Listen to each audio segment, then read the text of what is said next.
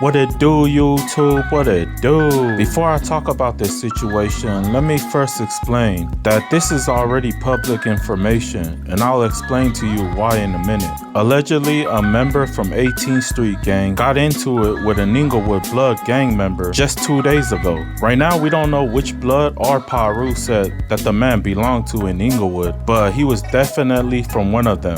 Now, how do I know all of this? Because what you don't see is the yellow caution tape all around the parking lot, preventing people from coming in. There's also a huge crowd standing around the caution tape. Multiple women told police that two individuals got to banging their set on each other right outside the Superior supermarket. They told police that the man was from 18th Street and that the other guy was in Inglewood Blood.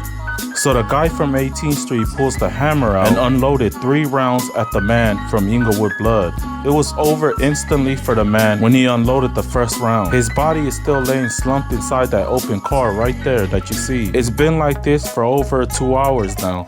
The guy who allegedly did it, according to multiple bystanders, after he clapped the man up, he walked slowly to the restaurant right next to the Superior supermarket and drank a beer and ate inside the Panda Express. When police arrived, they caught him eating and drinking his beer inside Panda Express. He had a chance to flee the scene, but I guess he thought about it and it just wasn't worth it to him. So he did the next best thing, which was eat good one last time and go behind bars as faded as he can possibly be. As you know, the blood gangs in Inglewood do not like 18th Street because they tag up BK on the walls. 18th Street are cool with all the Crips inside Inglewood and outside of it. Let's put ourselves in both men's shoes. Imagine being the guy from Inglewood Bloods, telling his wife and kids that he's gonna go to the supermarket and get some food for them, just to find out he would never make it back home. All because of that very moment, at that very minute, at that very second, that he decided it was a perfect time to go shopping. Imagine if he would have just waited 30 seconds later. The situation would have never occurred because both men would have never crossed paths.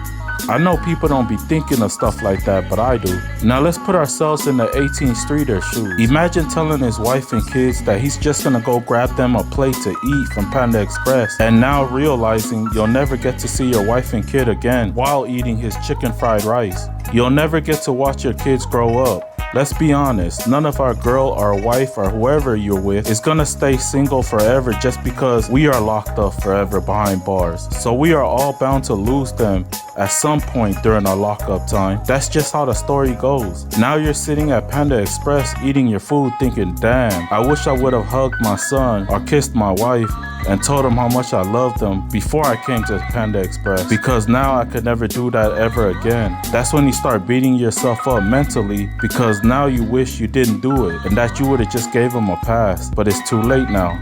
Now it's time to program. Now it's time to release that inner demon that's in you in order to survive behind bars. It's a bad ending for both men. Both of their families will suffer over this tragedy. You guys let me know what you guys think. Like and subscribe to my channel.